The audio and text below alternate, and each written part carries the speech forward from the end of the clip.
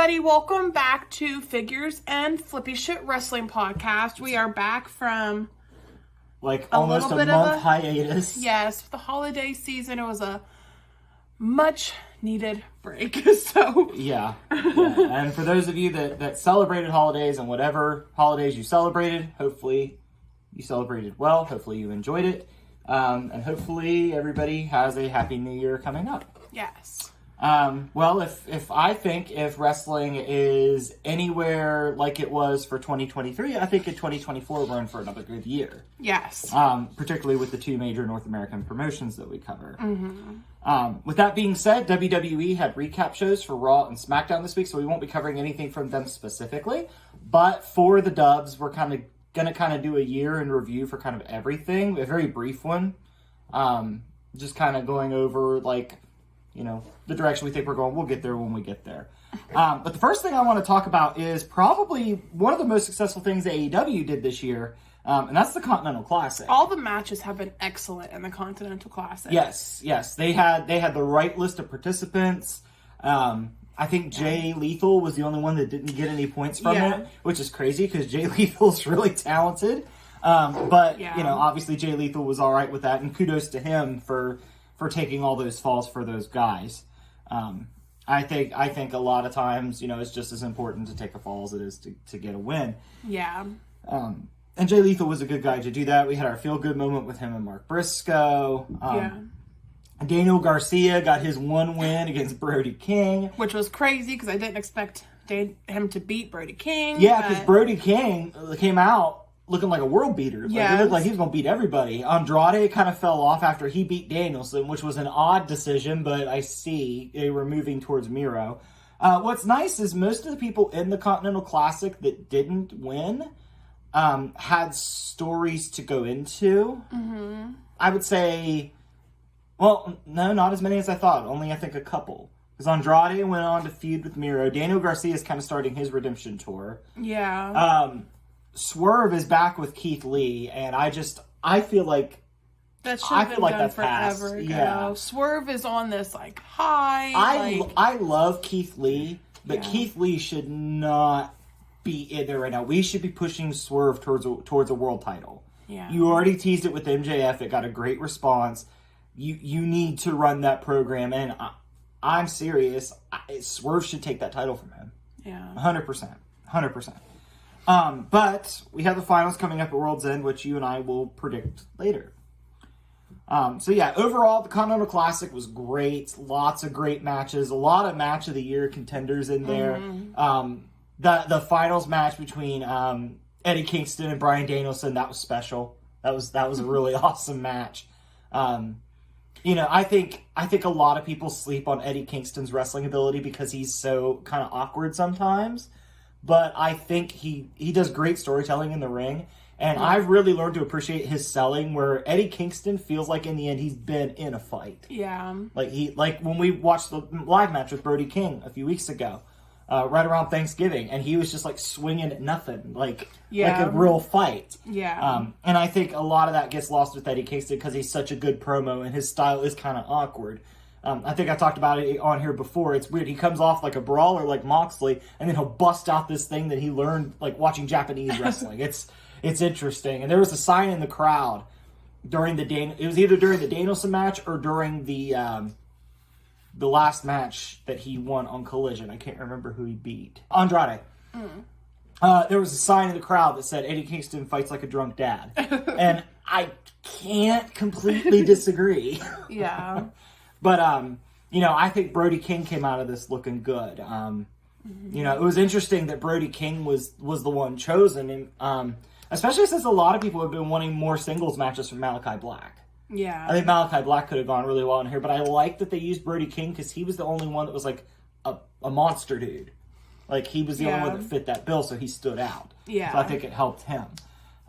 Overall, I think when the brackets were first announced, I remember thinking, man, the Gold League's going to be insane, and the Blue League is just going to kind of be there, and the Blue League stepped up too. Yeah. It was pretty impressive. And that's not to disrespect anybody that was in the Blue League. It was just, it felt like all the big names were in the Gold League, like Swerve, Moxley, Jay White, Mark Briscoe, all the names were in the Gold League. Yeah. But kudos to all those guys. That was a great tournament. Like I said, we're going to have the final at World's End between Moxley and Kingston.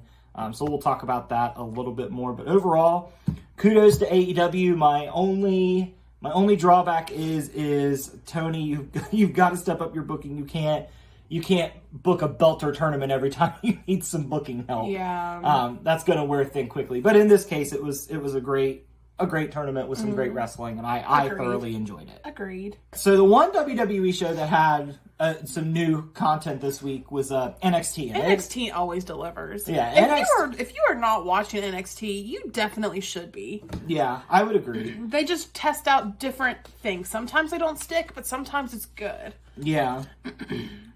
But NXT last night, they're of course building for their New Year's Evil show that's coming up next week, and there's some good stuff on that card. You know, we've got Blair Davenport, Lyra Valkyria. We've got Ilya Dragunov and Trick Williams. Tiffany Tiffany Stratton and Fallon Henley. I knew I was saying it wrong when I was like, Stratus? No. You do that a lot. I do. No, Tiffany Stratton and Fallon Henley. If Tiffany Stratton loses, she becomes a ranch hand. If Fallon Henley loses, she becomes Tiffany Stratton's servant. I feel like... It's just, that's a fun, old school stipulation. It is, and I feel like Fallon's going to lose, but it'd just be so funny to see, like, the Princess Barbie. I feel like Tiffany Stratton. I feel like there's more comedy in Tiffany Stratton being the ranch hand. I agree, because she's like that Barbie comedy. Princess. Like, yeah, because Fallon Henley, she's just going to be miserable the whole time. It's not really going to be super funny. She's just going to be miserable, and Tiffany's going to be a bitch. Yeah. But on the other hand, we can watch Tiffany struggle with farm chores. There's more comedy there. There is. So I really hope Tiffany Stratton loses. I do too. For the comedy factor. Yes. But yeah, it's a good card we got coming up. There's a couple other matches. I can't remember what they are. I should have wrote them down.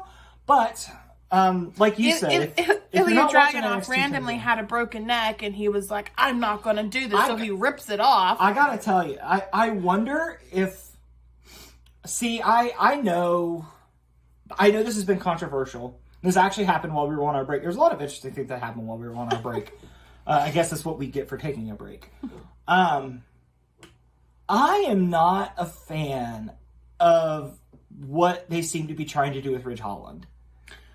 I understand if Ridge is okay with it, and Big E's okay with it, and Elton Prince is okay with it, all the people that have gotten hurt, I understand that, but to me it's still a little, I still feel icky about it. Yeah, because he even tweeted about it, like, or on, is it still tweeted? I don't know. He put on X. Like, it just sounds pornographic. It does. He put on X where...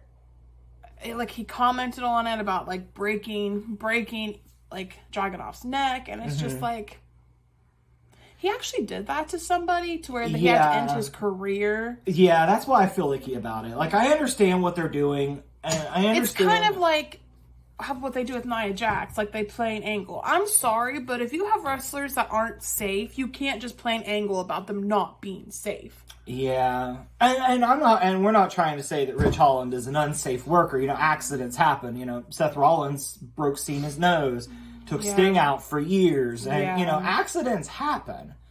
But I don't agree that they should be used in angles. I mean, the Becky Lynch one and Nia Jax one, I'm okay with because that wasn't career threatening, so I'm okay with that. That was just a broken nose. Yeah, I'm okay with that one. But the fact that Big E's career is probably over, I'm not okay with doing that.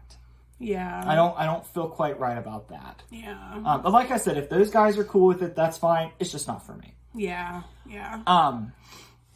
But anyway, so Ridge Holland will address that next week on NXT. It seems like Ridge Holland's kind of sticking around in NXT for a little bit because Butch is left. I think that's good for Ridge because he was kind of the weakest link of the bunch. Yeah, he was not saying that he couldn't wrestle, but he was the weakest link. If he went up against Sheamus and Butch, he's gonna be the weakest link. Yeah, it felt like with the three of them, he was just kind of there, and that's not to disrespect Ridge Holland. That's just that's Sheamus and Butch. Yeah. No disrespect to Ridge Holland. I hope NXT is a place for him to go find kind of his own identity, and come back to the main roster and be a world beater. I'm rooting for him. Yeah. You know, especially with what's going on with him with Big E and all that. You know, I want Ridge to succeed. Well, I know one team I'm not really rooting for in NXT is that OTM. Out of the mud or whatever. Out the mud. Yeah, I'm not really big on OTM either. They don't really do anything. They're just a Grand Theft Auto gimmick come to life. Yeah, and You know, we're getting a new Grand Theft Auto game finally, but we hadn't had a new one in like a decade. So, if that tells you anything, Grand Theft Auto 6 is getting ready to come out. Like, there's been trailers leaked for it and stuff. The last Grand Theft Auto game came out brand new on Xbox 360. Xbox is on its second system. Oh, I know. It's been around Grand Theft forever. Auto came out. It's crazy. Yeah. It's absolutely crazy. But yeah, Out the Mud doesn't do much for me either. No.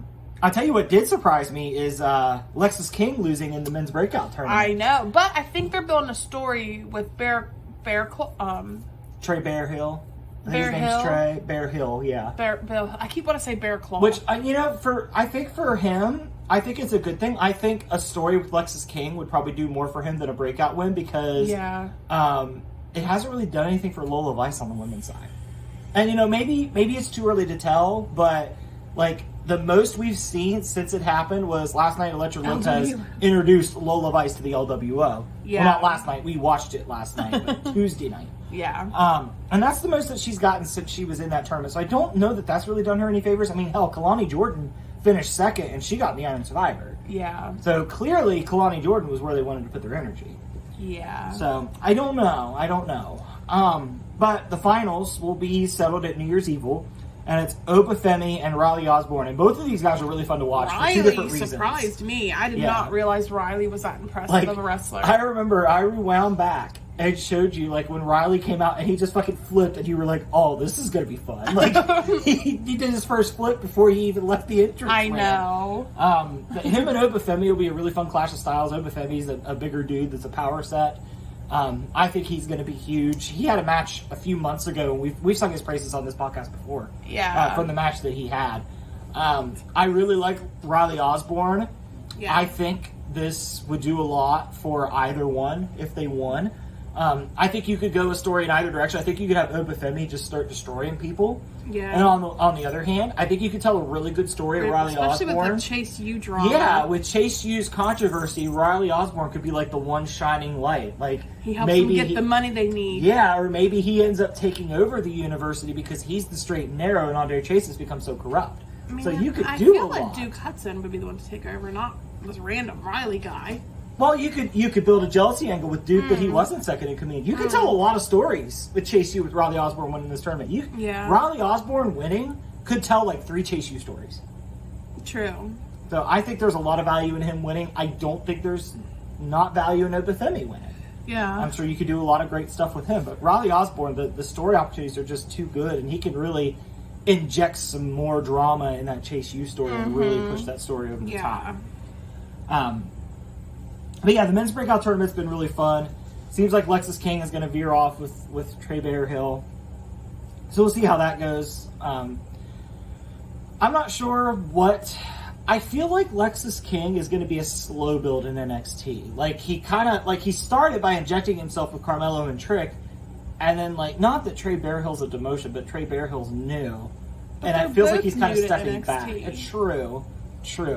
That was just Lexus King's way of getting attention, though. He literally said that. He was like, "Yeah, I didn't attack Trick, but thanks for this fight. That's true. Thanks for getting me this attention." That's true. And I think he'll be fine in NXT. He seems to be building a good foundation. Yeah. To work on, and I know NXT's really high on him. They talked about how coachable he is and how easy he is to work with. And yeah. I think he's got a really good future in WWE. I think he's one that kind of needed that WWE NXT system to kind of break out a little bit. Yeah. Because at AEW, he didn't really stick out. No. There wasn't anything wrong with him. He just didn't stick out. They dissolved his tag team. They took his cheerleader. So, like, he didn't really have anything left going there. So I feel like they even stole his name. Well, who are they? Varsity athletes now. Yeah. So, like, yeah. So they completely stripped him down of what he was. So I feel like the move to NXT is going to do wonders for him. Yeah. And you know, good. Hopefully it pans out for him. I think he's in store for a big 2024. I think before the end of 2024 he'll probably be at least North American champion. It's just funny because with his tag team, I always thought that his tag partner Griff Garrison, I always thought he was the better wrestler of the two. But I don't know. I don't know. Griff Garrison's just kind of out there. I know, which kind of sucks because I feel like he's better than. I think AEW will get better as more people start coming off the roster and their roster gets smaller again. I think they're going to get better. Yeah. Because right now they just have a lot of people, and we still have Will Ospreay coming in, and who hasn't even done anything yet, but he's with the company. So well, he said that's his choice though, because he said he was going to finish his New Japan It is. stuff. No, what I'm saying that's is not like Tony Khan booking. That was him. No, but what I'm saying is once Will Ospreay's more available, that's going to be somebody else Tony Khan's going to have to try to fit in. And I really think his best bet would be to make Collision and Dynamite 2 different rosters. And make Ring of Honor stuff stay on Ring of Honor. Yeah, that would help too. Yes. That would help too. Or use Ring of Honor like NXT. If somebody starts getting really good in Ring of Honor, bring them up to AEW. Yeah. Like Athena. Like Athena's doing great stuff with the Ring of Honor title. I but wouldn't want her TV. to come though, because Tony Khan is shit at booking women. I do think he is improving. We are getting 3 women's matches on the pay-per-view, which it's usually 1. But you can't just have a match. You need to have consistent story. You can't just get rid of a storyline. Well, I think we're there, because if you take the title, the titles aside, they're kind of random. But Statlander and Willow does have a storyline with it, and it's non-title. So, I mean, I think it's getting better. It's not perfect. It's not great, but I do see incremental improvement. And Tony Khan recently said he wants to start focusing more on women's stories, and he wants to do that. Probably because he was getting shit on it. Probably. He's got the tools to do it. We've talked about it. They have a really solid women's roster. They do. Honestly, just need some good stories and ring time, and they'll be fine. Yeah. Well, let's get back to NXT. I got us off topic. A little bit. But, well, no, not really, because we were talking about how Ring of Honor could benefit from the NXT model. Yeah. Because look what it's done for NXT. You know, these guys go to the main roster. Like Carmelo Hayes was getting a great response in his match with Grayson Waller. And, you know, if you build these guys up enough and, you know, just tease those things, you know, you're going to be fine. So, yeah, I think, you know, I know Tony Khan doesn't want to be seen as WWE light, but come on, the Ring of Honor NXT comparisons are right there. Yeah. And you could work it the same way, and the talent's just as good. Long story short, if you look at the young talent for NXT and the young talent for AEW, wrestling has a bright fucking future. They do, yes. And it's going to be really fun to watch these guys grow up. Yes. And speaking of young talent that's got bright futures with wrestling, this kind of ties back into the Continental Classic. Probably should have talked about it then. But Daniel Garcia, I think Tony Khan needs to finally pull the trigger on Daniel Garcia, because Daniel Garcia got really over when he was feuding with Bryan Danielson. Yes. And now he's starting to get back over again. Yes. He's a good wrestler. He's just not booking him that well. Yeah. Honestly, his booking, I think, has been fine because he's getting over. So something's consistently. Being right. Yeah. What'll happen is he'll get really over, then he disappears. Yeah. And I think Tony Khan's got to start striking while the iron's hot. What happens is he's striking the wrong irons. Like, he'll bring somebody in as a super hot signing, and he'll book them for a while. Yeah. And then done. Like, Jay White doesn't have a match at World's End. That's insane to me. Yeah. That Jay White doesn't have a match at World's End. Jay White was your big dude. Jay White was the guy you stole from WWE. And not everybody's going to be on every pay-per-view, though. No, but, like, Jay White's your big victory that you should be touting, and he should be in major stories, even if they're not for titles. I don't know. Not everybody needs to be on pay-per-view, though. No, I don't want a pay-per-view 500 hours long just because you want to get every big guy you signed on there. Okay. No, thank you. Okay, well, you know, I hate to say it, but you could probably put Miro and Andrade on Collision. Yeah. And you could put Jay White here. I don't know why Julia Hart and Abaddon, no offense to Abaddon, but she came from nowhere. You could have built a feud with that. But yeah. A lot of the matches that are on pay-per-view sometime, I mean, they end up being good most of the time with an AEW, but a lot of them, they don't have to be pay-per-view. Now, there is a 20-man battle royal on the pre-show. Maybe he's part of that. I haven't seen anybody announced for that. Maybe. But that's for You get very nitpicky, though, about things like Jay White being on a pay-per-view. Who cares if he's on a pay-per-view? Why does that matter? That just wasn't, the story wasn't there from at the time. There's going to be a lot of other pay-per-views. That's like, I don't understand how people get so mad if, like, somebody's on a pay-per-view. Who cares? There's going to be a million other pay-per-views for them to be on. Oh, yeah. But, I mean, I just feel like Jay White's one of those dudes you got to have something for. I don't see anything wrong with him not being there. There's no story for him. I don't want him shoved in a match. I'm fine with him not being on there. Yeah, but if we're going to compare, no, never. Well, I was just going to say WWE doesn't really treat their big people like that, where it's like, we got nothing for you, just go away. They do it with like mid-card, lower-card guys, but main event guys, they always have something for. Even if it's not that great, they have something for them. And I just feel like Jay White's one of those dudes. What are you talking about? Because since Triple H took over, wrestlers, there's been reports coming out because they want on the show. There's just, Triple H is like, no, we're not going to have an excess amount of matches just to have an excess amount of matches. People get left off the card all the time. I'm not talking about getting left off the card. I'm talking about just having a story. Like, even if Jay White's not on the pay-per-view, he still should have a story brewing somewhere. And maybe doesn't do stories as much as WWE. I know, and it's what kind of sucks too is, I know Juice Robinson's hurt. That's probably playing a factor. But what really sucks about that, too, is the Ass Boys haven't been on TV either. And they were really hitting their stride. So, like, it drives me nuts that one injury in AEW seems to derail multiple people. Yeah. He didn't do it for Kyle Fletcher. Kyle Fletcher's fine. So why can't we do that for everybody? I really don't know. I mean, WWE's guilty, too. I mean, the Good Brothers were gone the whole time AJ Styles was out. Yeah. And Michin disappeared. Yeah. But I don't know. We'll just agree to disagree on that one because I don't think feel like everybody should be on everything. No, I just feel like Jay White's too big of a name to not have something going on right now. He just finished something up with MJF. I know. And then he was in that Continental Classic, so it's not like he wasn't doing anything. Yeah, I mean, I'll just say, I love Keith Lee. I would much rather have had Swerve and Jay White run it back at the pay-per-view than Swerve and Keith Lee. Yeah. I would rather run that back. Yeah, I guess. I mean, I just feel like you're being kind of nitpicky, but... Maybe I am. Which is fine, it's just, I don't... Well, anyway, back to Daniel Garcia. Yeah. If Daniel Garcia is this over, we need to do something with him. We need to build him to something. Honestly, him winning that 20-man battle royal for a TNT title shot, I think would be great for him. Yeah. He could be a really good babyface going in to face Christian Cage. Yeah, I agree with that. He doesn't have to win, but I think it would be great for him, and he could continue to go with stories there. Yeah. I think that's a great spot for Daniel Garcia now that I'm looking at it. Yeah. But yeah, these guys get over. Like, Dante Martin was another one. Like, he got super over. He got hurt. I was going to say, he literally twisted his foot. He did, but he's still over. Like crazy. Like, that whole trio is on quite every over. week. I know. Every week. I know.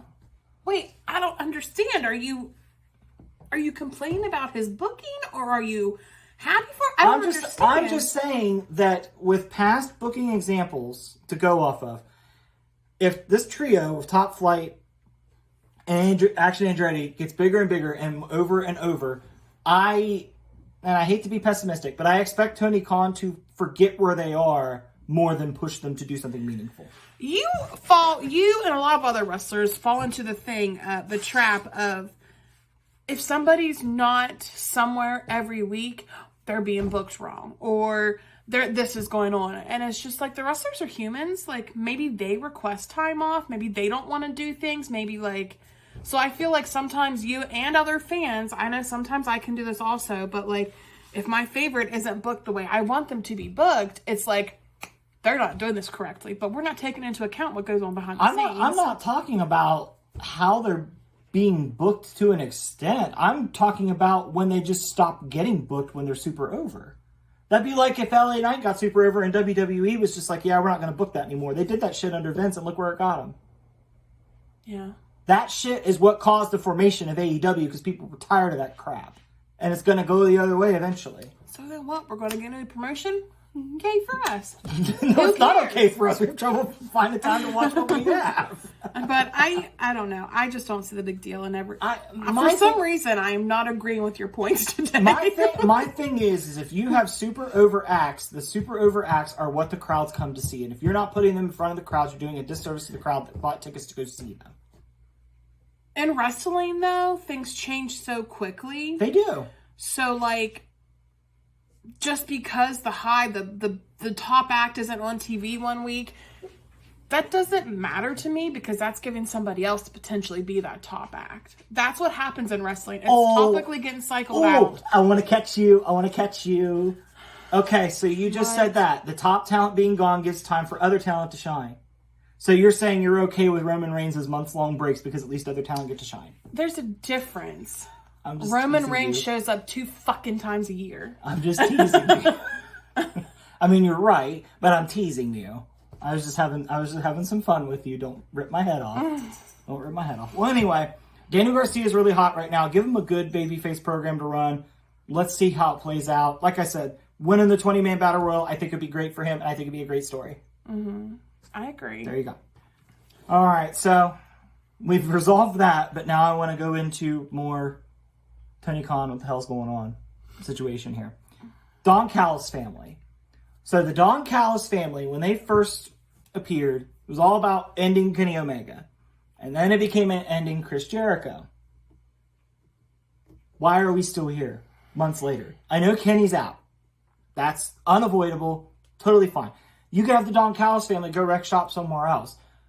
But they're sticking with Jericho. Why is this continuing with Jericho? Because they're doing a World's End thing as well. If I had to guess, it's because a lot of people are injured right now. Mm-hmm. And Tony Khan does not do the greatest at like kind of the good storyline at the last second.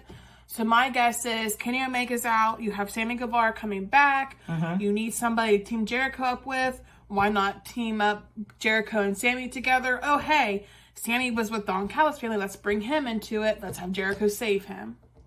Yeah. So it's kind of like all storylines. They didn't know what to do with it, but then it came together and they're like, oh, this is an easy fix. There we go. Not that I think it's the greatest plan, but I think that was their thinking. My thing is with Sammy Guevara, I really think we need Sammy to move on from Jericho. I agree. Completely. I agree. Like, he's been tied to Jericho for 5 Since years they started, now. yeah. Like, and this is coming from somebody that I like Chris Jericho. I go party on his boat. We're going to get to meet him on the boat. Yeah.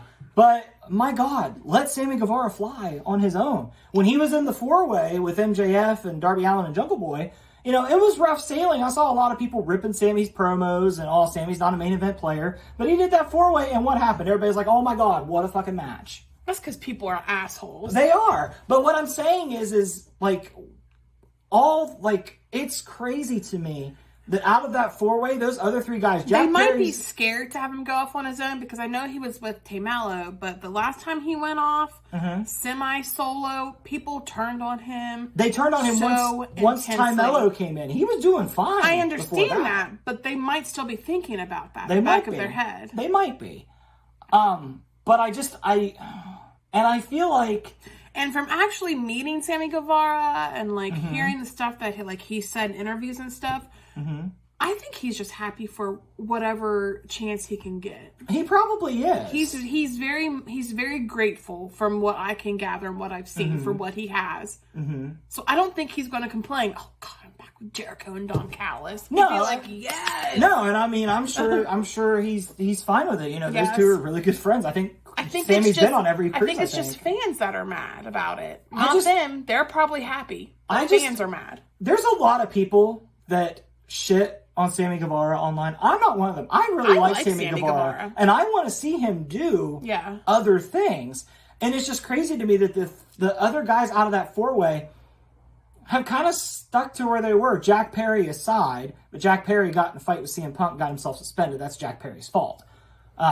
That's CM Punk's fault, too. I was going to say, don't forget him. But he is the 40-year-old to the 20-year-old but whatever. Yeah, but at the same time, Jack Perry knew what he was doing. No. Jack Perry knew what he was doing, picking that fight. I get that, but you're 40. Grow the fuck up. I know, but what I'm saying is Jack Perry put himself in his own boat. Because he was probably going to get suspended whether it was a fight or not because he was just... Honestly, if I had to deal with an asshole like CM Punk, I would do the same thing. I would look at the camera and be like, this is for you, punker. That aside, Guevara... Pepsi Phil. That aside... That wasn't a dig. I just think that's funny that... It is Dan funny. Housen calls him It Pepsi is funny that he calls him Pepsi Phil. But anyway, that aside, Darby Allin's back with Sting, which is fine. We're on Sting's retirement tour. That's fine. Darby absolutely needs to be part of Sting's retirement tour. What are you complaining about? And Guevara is back with Jericho. What I'm complaining about is out of that 4-way, no one grew. Jack Perry started to grow, and then it got cut off because he did something stupid. Yeah. And a lot taunted. of people thought that the Jack Perry heel stuff wasn't working anyway. I say it was a month. Give it some fucking time. But he's nervous. He had social anxiety. I understand. Like, I'm on Jungle Boy's side. I'm not saying that to you. I'm saying it to the people that are buttheads out there. Okay. But having somebody with social anxiety, that's a big deal for him to go and do these things. Yeah, but I feel like my point is out of that 4-way, it doesn't feel like anybody grew, and it feels like Sammy Guevara started to grow and has come back. Jack Perry started to grow, got himself suspended. Darby Allin, I think Darby's kind of an anomaly. And I'm going to give Darby a pass because Darby should absolutely be along for the Sting retirement ride, and I know after Sting's gone that Darby will carve his own path. I have no doubt in Darby. He did it before. Yeah, exactly. I have no concerns about Darby whatsoever. I am concerned about Jungle Boy and Sammy Guevara, though. Because that 4-way match, should have made them standalone stars on their own. And it didn't. Like I said, Darby's the exception. But I just thought more could have come out of that. And I thought we were going to get it with Guevara joining Don Callis' family. I thought that would have been great for Guevara. That would have given him stuff. And Guevara had a kid, and that's fine. And Kenny Omega got hurt. That's fine. They needed to do something. He was also hurt, Sammy Guevara. I know. It sucks that Sammy lost that opportunity for circumstances that were completely out of his control. Because I think that Sammy and the Don Callis family would have been good for a few months. You think that. But, I mean, the Don Callis family, I agree, but I'm just saying that, like, I don't know. Honestly, you're just coming on really intense with AEW, so I feel like I need to protect it. I'm not trying to. I'm just saying, like, because AEW was my happy place. I don't like that you're ripping on it so intensely. I do the same thing with the country I live in and the place of work that I work at. You are very negative. You rip on it because you want to see it become better. Yeah. That's all I'm trying to do. I want to see AEW become better. Like, for example, I don't know where you fit him in, but how did Don Callis not have a representative in the Continental Classic? That'd have been a great place to put Takeshita or Hobbs. Hobbs, I hate that I'm saying this, but if you really needed to, Hobbs could have fit Brody King's spot. Or we could have picked somebody else, but... We could pick somebody else if we wanted to. I was just matching it up with the big guy. Yeah. Kyle Fletcher could have replaced Mark Briscoe. There's... Don Callis' family should have had representation in the Continental Classic, and it blows my mind that they didn't. Yeah. Especially as many of them as there are. I just feel like the Don Callis family is kind of... I would like to see them move on and do other things. But the problem... AEW's had this problem for a while. A lot of factions that are at the top are heels. Bullet Club Gold, Don Callis family, House of Black is heels. There's another one I had on my head. It was the one I thought of before House of Black. The Jericho Appreciation Society, when they were going, they were heels. They were at the top. There's a lot of... Bullet Club Gold, did I say them? I started with them, didn't I? Well, anyway. AEW has a lot of heel factions at the top, so Don Callis family is kind of... They're all fighting each other for that top spot. And I don't know. I just feel like, I feel like there is such a thing as too many factions. Factions are fun. They're cool. They're easy for storytelling. But I do think you do start to see diminishing returns if you have so many heel factions. Like, how many face factions does AEW have? I don't know. Top Flight, Action Andretti. The Hardy Party, whenever they're doing they're doing. The Best Friends. But look at where all those guys are versus... who's in the heel faction and what they're doing. Well, Hardy Brothers can barely move anymore, so they shouldn't be the top. Orange Cassidy's crew. I have a sore spot with Hardy Party anyway, because, and you can call this personal opinion, I think Ethan Page should have been the one to come out of that, not Isaiah Cassidy. Ethan Page was the one they told the arc for, and he's the one that got cut. I don't agree with that. However, like I said, I think AEW has a lot of heel factions at the top. I think Don Callis' family needs to move on to something else. And I think they have the ability to move on to something else. The problem is all the big feuds that they could do are with fellow heels. And it's not going to work. Yeah, sure. I guess, yeah. Like, why can't... I mean, it's still sticking with the Elite, but why hasn't the Don Callis family terrorized Hangman? They're taking breaks off, dear. Did you know, speaking of which, did you know, interesting fact, World's End is the first pay-per-view that doesn't feature any members of the Elite? Isn't that crazy? That is. Yeah, a little fun I'm fact sure it'll for make you. people happy, though. Oh, there's people singing and dancing in the streets, I'm sure.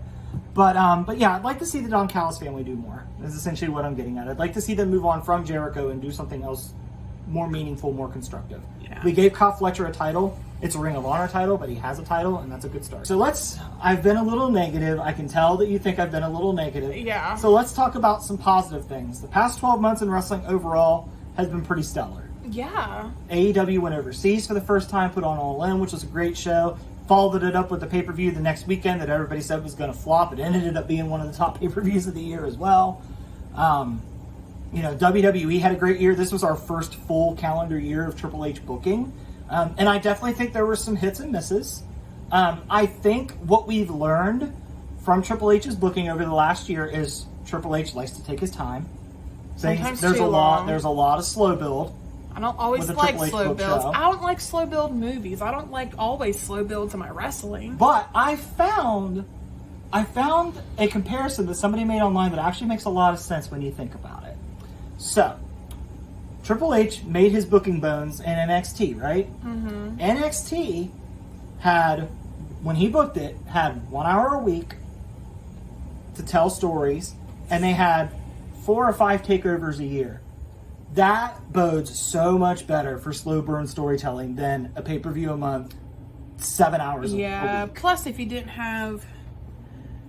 I just want the Bloodline stuff to end, honestly. I'm so over the Bloodline. I don't care anymore. It kind of feels like it's treading water at this point. I'm so over it. Whenever, it's crazy. For me, the Bloodline, when Roman's there, feels like a main event storyline. When Roman's not there, it feels like it's just kind of there. But here's the thing about that. Yes, Roman Reigns is great when he comes back. Mm-hmm. But I don't feel like I need to get invested in the story at all, no matter if he's there or not, because it's just like, well, this is just going to literally go in circles for another 3 months. So I'm not going to pay attention. I'll learn it in a month or two what's going on, because it'll still be going on. What do you think of the rumors that Roman's retaining at WrestleMania again? Dumbest decision ever, and they'll probably do it. I agree. I think it's stupid. I think it's not giving a crap about your other talent that could benefit from that more. If Roman Reigns wants to leave, let him leave. Good riddance. He only comes to work twice a year anyway. Let him do a John Cena schedule. Mm-hmm. Like, let him fly. And then let us get other people to fly in the ring. That's not him. That'll actually be there every week. I mean, honestly, it's right there. I know Roman's your guy. He's been your guy for a while. It's right there. Give the company to Cody. Just do it already. Like, Cody wants to be there. He's there every week. He's out there doing your press. Just put the company in Cody's hands. Let him be your face. Yeah. Him and Bianca Belair. Let them be your faces of the company. Or Becky Lynch.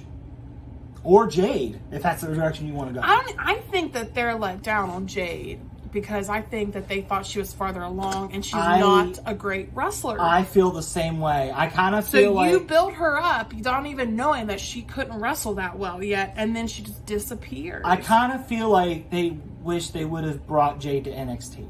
They probably should have. But she'll probably debut in the Rumble, if I had to guess. That seems to be everybody's prediction. She's going to show up in the Rumble. But the problem is you build her up on TV and she's gone. You pulled a Tony Khan. She's gone. Like, no one's seen her. No one's heard from her. She was having backstage interactions for a little bit. Yeah. And now, nothing. And like, Triple H said hopefully in the crowd an interview remembers that her.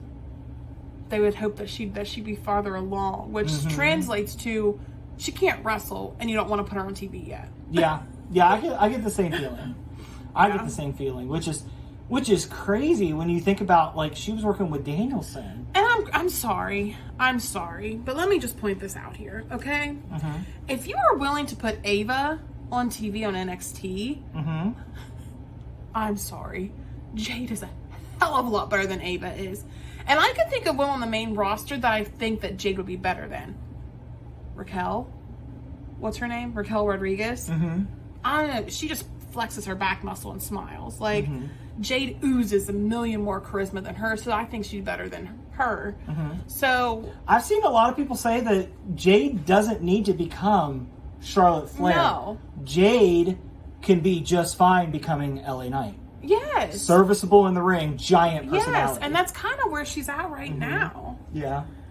That's where she was. Like, WWE's making it out to be like she can't do anything. I'm like, what are you talking about? I've seen her on AEW, and she wasn't the greatest, but I watched her improve every time she wrestled. That last match she had with Statlander was great. Statlander's really good, though. That's true. But I think Jade really brought it, though. I think that was her goodbye to AEW. Yeah, that was her thank you for everything. Yes. I'll see you guys down the road. Yes. I liked the way she ended her AEW tenure. She put over the next big talent. It was emotional. I thought her send-off to AEW was great. I agree. Very respectful. I agree. Yeah, they let her show like her true emotions there. Yeah. That was really good to see. Yeah. But yeah, I would agree with you. I think they didn't quite understand what they paid for with Jade. Yeah. Pretty much. But we'll see. We'll see if she's ready by the Royal Rumble. That's another month. If they've had her off TV and she's been in the Performance Center every damn day, she's probably doing okay. Well, I know she's not there every day because she's always out doing trips and stuff. Yeah, Jade likes to do her own thing. She does, yes. She's probably going to have times in WWE where she's gone because she likes to travel. You know, her husband's a professional baseball player. She doesn't need the money. Yeah.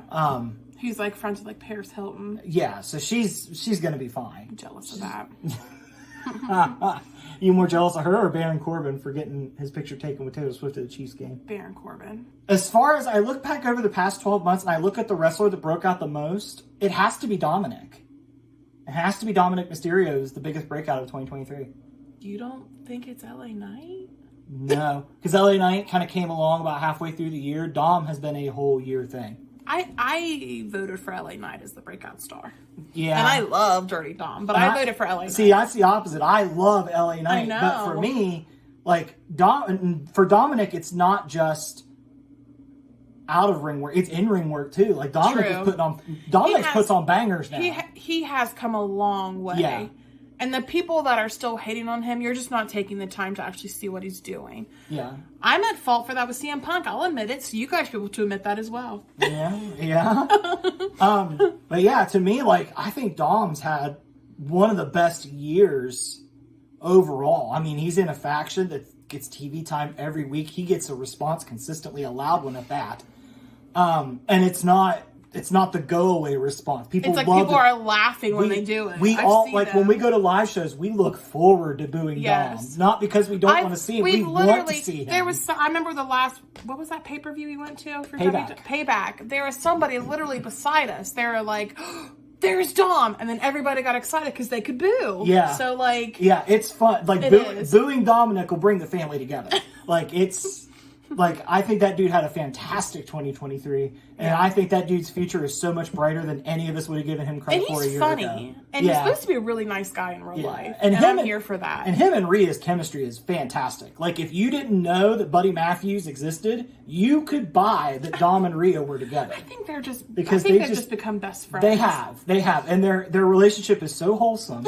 Which is so funny because on the screen it's so infuriating, but like off the screen it's so wholesome. Yeah. So to me, I think 2023 was the year of Dominic. I could see that. I really do. I get your point. And this is coming from somebody that loves LA Knight, loves Cody Rhodes. It was Dominic's year. My choice is still LA Knight just because he got to go against Roman Reigns and he was like nothing. That's true. That's very true. But I get what you're saying about Dominic. Yeah. I think Dominic improved on the mic and in the ring. I think there was improvement there. I think LA Knight was always LA Knight. He just needed the chance to show it. He got more comfortable too. I think he did get more comfortable, but I think he was far more ready for that than Dom was. Yeah. So for Dom, I'm taking into account the improvement. Okay. I won't bite your head off for that one. I mean, second for me would be LA Knight. Yeah. Second would be LA Knight. And third, I have to give a shout out to my man Cody because here's why I have to give a shout out to Cody. How can he be a breakout star? He's literally was big the whole time. I'm not shouting him out as a breakout star. I'm shouting him out for being able to be consistently over as long as he has, dealing with some of the booking that he has, like losing to Roman at Mania and being in a 3-month feud with Brock Lesnar. He's maintained his overness. You just have to find a way to applaud your man, Cody, don't you? Listen, you know how fickle wrestling fans are. In the past, how quickly would everybody have got bored of Cody Rhodes? I kind of do sometimes. See? He's too repetitive, in my opinion. But you're in the minority. I'm in the minority with a lot of wrestling fans. Cody's been able to tell the same story for 18 months, and 90% of us are still on board. I know it's the same story. That's why I'm kind of not on board. It's like, Lord, get a new story. Let him win a title so we can get a new freaking story. Well, if he beats Roman at 40, we can tell him. That's one reason why I want him to win a title so we can get a new storyline with him. I am still focused on this. Have Cody beat Roman at Mania. I agree. Gunther take it off of him at SummerSlam and let Gunther be world champion. As long as it doesn't make him go back to his damn storyline about finishing his story. Yeah. And when he wins the title, the story's finished. Thank God. After that, it's time I just for want new him story. to finish his freaking story. Yeah. Start a new book. Let's go on to something else here, please. Yeah. Let him go all the way to SummerSlam and get eaten by Gunther. Let's do that.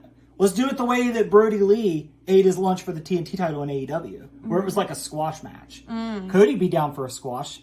Yeah. He'd be down to let Gunther murder him. Cody does seem to, well, I think he's a team player. I don't know. I could see him being kind of dramatic, though, backstage at times. I don't know. I feel like for Cody, it says a lot the endorsement he got from Brock Lesnar, because Brock Lesnar doesn't do that for anybody.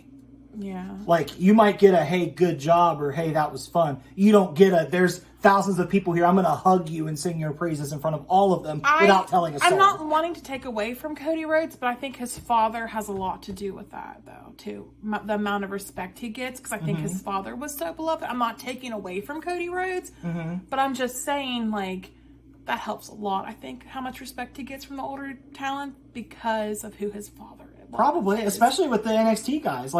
Like Roman, for example, like when Roman cut that promo where he did the impression of Dusty. Like, everybody in NXT has a Dusty. Rollins has a Dusty. Roman's Dusty's great. Yeah. But yeah, I would agree with you that there's an emotional connection to Cody from a lot of those guys. And I'm not taking away from that. I'm just saying that probably has helped that. It's probably helped, but at the same time, it would also be so easy to be a hindrance as well. Because if he wasn't as good as he was, they'd be like, man, you're not Dusty. Why are you out here trying to be Dusty? Like they did with Charlotte Flair? Yeah, kind of. Yeah. Yeah. Yeah, Cody could have gone that route, and he didn't. Yeah. So, there was a lot of people that had a great 2023. Another person I think had, Gunther. Gunther had a great year. Chad Gable. Chad Gable had a hell of a year. Chad Gable went from Maxine Dupree had a great year. Like, Alpha Academy went from low-card comedy act to people are legit excited Creed to see Alpha Brothers Academy. had a good year because they went to the main roster. Creed Brothers are going to be fucking special. Chelsea Green had a good year because she won titles. Yeah, she got to keep him despite two partners getting hurt. Yeah. Well, one partner getting pregnant and one partner getting hurt. I was so pumped for her and Carmella together, though. I was like, oh my God, this is like amazing, but yeah, man, I wish we could have seen where that was going. Yeah. Not that I'm not happy for Carmella with the baby. And NXT, like, Braun's had a great year of being a heel. That dude's a killer. Like, before, everybody was like, oh, he's bland, there's no personality there. You were one of them. You didn't see Braun. Braun turned heel, and you were like, now. But in my defense, I like gimmicks and personality. And him as a face, he did not have a great personality. Yeah. He didn't have that, like, charisma, which is what I look for in wrestlers. Yeah. So Carmelo Hayes had another year. Trick Williams has got to be up there and break out of the year. But Trick Williams kind of came along in the last half. Yeah. So yeah, there's a lot of people that are set up to have a great 2024. Yeah. But wrestling overall in 2023 was great. You know, AEW, WWE are clicking at a pretty good rate. Yes, they've had some missteps. I pointed out a lot of them today. But overall, damn hater. Sipping that haterade overall, today. I'm really enjoying both of these companies and the products they're putting out. Wrestling is so much less taxing to watch these days because I would say what's on the screen between WWE, AEW, and NXT, I would say 75% of it is good. Yeah. 75% is good. I would say 50% of it is great. So I go 50% great, 70% good, 90% watchable. Those don't even add up to 100. No, because like watchable includes categories. Yeah, watchable includes good and great. Gotcha. Yes. Yeah. Okay. But yeah, and here's hoping that 2024 is just as good of a year. Listen, all that I care about is the fact that we get to be on a cruise ship in a month, less than a month. During Royal Rumble weekend. Well, there's only one more order of business that we have to do, and that is to do our predictions for World's End. So let's run through those real quick, and let's get out of 2023. All right, so World's End is tonight. Looking forward to that. So we're going to go ahead and do our predictions real quick. So in the 0 hour, so far there's 2 matches announced. I feel like they're going to add a couple more because it seems like there always ends up being 4 whenever we thought there was 2. So the first one is Hook versus Wheeler Yuta for the FTW title. I think Hook retains here. Yeah. I think Hook wins because Wheeler Yuta's title isn't on the line. Because Agreed. Yeah. So I think that one's pretty straightforward. I think Danhausen's going to make an appearance. I hope so. Which, if that puts Danhausen on Blackpool Combat Club's radar, that's going to be funny, and I feel sorry for Danhausen. Especially if Moxley gets a hold of him. Like, if they advertise Moxley versus Danhausen for Dynamite, I might not watch because I don't want to be an accessory to murder. Right, yeah. But no, I'll watch the shit out of it. Because it'll be like when he murdered Evil Uno, and Evil Uno came strong out of it. Another thing, Dark Order, where are they? Yeah. Anyway, the 20-man battle royal for the TNT title shot. I have no idea who's even announced for this thing. No. So I'm just going to say let Daniel Garcia win it. Swerve versus Keith Lee. So now we're on the main card. Swerve wins. I love Keith Lee. But I feel like Keith Lee will win. I love Keith Lee. Keith Lee should not win. Well, maybe no. Here. I feel like Swerve should win because he has this momentum. I agree. I think Swerve absolutely should but win I could as well. see Keith Lee winning because he's the face. Yes. But I want Swerve to win. Yes, I think it should be Swerve. I mean, at least we get to see somebody Prince that loves Nana's Keith Lee. dance. Yeah, that's true. Yeah, we will. And Swerve's fucking bop of the theme. I wonder if he'll have a whole bunch. He always has women come out dancing to his music too, like cheerleaders or something. Yeah, that'll be fun. Swerve's entrance for World's End. But yeah, I love Keith Lee. This needs to be Swerve because we need to start moving Swerve to the title picture. Yeah. Julia Hart versus Abaddon for the TBS title. Yeah, this. Julia Hart. I agree. Yeah. Not much to say about that. No, I do kind of wonder if they're using Abaddon as a segue for Thunder Rosa to come back in, and that makes me nervous because I don't want Thunder Rosa to have the title back. Nothing against her. It's just we never saw the title when she had it. Yeah. And everybody else, we see it. And this would be the TBS title, probably. And this would be the one that, I don't trust Tony Khan's booking with Thunder Rosa because she just completely disappeared last time she had the title. But did injury play a factor? Oh, that's true. That's true. That's the question. That's a very good point. But I acknowledge and understand your concerns. Yeah. And plus, I love Julia Hart. She's so cute. She's just spooky. She's like a spooky little witch I could put in my back pocket. I just love her so much. The picture I got of her during her entrance when we went to Collision around Thanksgiving is still my favorite picture I took that night. Yeah. And I got some really good pictures. And I'm so proud of Julia Hart because we've literally watched her make a name for herself in AEW. We watched her wrestle as the cheerleader on Dark. I'm so proud of her. That's one thing that's been really fun about catching AEW from the beginning. We've gotten to see Julia Hart where she's at. Sky Blue, the Acclaimed, the Guns. The Guns, yeah. We watched the Acclaimed wrestle to silence on Dark, and now look at them. Yeah. So that's been fun. Yes. But we kind of see that with in NXT though. So I think people come up. I think what that shows is Tony Khan relies a lot on disgruntled ex-WWE guys, and he doesn't necessarily need to. The talent's there. Dante Martin's another one. Yeah. All of the top flight people. Yeah, Action Andretti. I would love to see, not that I don't like the ex-WWE guys that are there, but I would love to see AEW build their entire roster around people that weren't in WWE. But then we wouldn't have Christian. We wouldn't have Adam Copeland. Christian is one of my favorite I'm not talking about things today. I'm talking about 5 years from now when most of those dudes have retired. Because I was going to say, Christian is one of my favorite things consistently about AEW. Yeah, every single 100%. I agree. That's why I call his entrance the Countdown to Fun. Yes. I agree 100%. But I also think that there's value in kind of moving those guys to kind of the minor roles and letting your homegrown roster shine. Agreed. WWE's done that with NXT. So I know. Like I said, I'm talking years down the road. I'm talking 5 years down the road. Yeah. Christian may not even be doing this in 5 years. That's true. Or he might I just love that Christian literally he was never super popular in WWE, and he comes to AEW and he's one of the top heels. So I like that he gets to shine. Mm-hmm. Oh, there's 2 other options for the 20-man battle royal that I think would be good. If not Daniel Garcia, Jay White. You already said Jay White. Oh, I forgot about Jay White. Oh. No, I was thinking for storyline. After your hissy fit about Jay White? Listen. For storyline purposes, I'm also thinking it'd be interesting if either Luchasaurus or Nick Wayne won. Oh, because that's a title it's a chance for his title. Yeah. Yeah, because they keep teetering with Luchasaurus or Kill Switch. Kill Switch. I think you can tell 2 good stories there. One, you could have Kill Switch get his revenge, Or two, you could have Nick Wayne gun for it. Mama Wayne turns on Christian to get Nick Wayne that title. That'd be good payoff, like 6 months down the road. I think it's too soon to do that now, but the timeline may not add up for that, but that would be an interesting, like, Elseworlds AEW story. Anyway, Miro versus Andrade. I feel like Mira's going to murder Andrade. I think it honestly depends on if Andrade re-signs with complex. AEW or not. Yeah. Because he's teetering on both. Which I don't blame him. His wife's in WWE. Yeah, and I kind of wonder if that's why he fell off in the Continental Classic. I don't was know. Because he hinted that he may not be re-signing, so they didn't want to put all their eggs in the Andrade basket. I don't know. Maybe. After that, we have Ricky Starks, Big Bill, Powerhouse Hobbs, and Takeshita against Chris Jericho, Sammy Guevara, Sting, and Darby Allin. I think Jericho, Guevara, Sting, and Allin will win. I think they'll win too because I think they're going to keep Sting's undefeated streak intact. Yeah. And I just hope Sting does not kill himself. I understand that, but at the same time, I really think Starks, Big Bill, Hobbs, and Takeshita need it more. I think they need this victory more than Jericho's side does. I guess, yeah.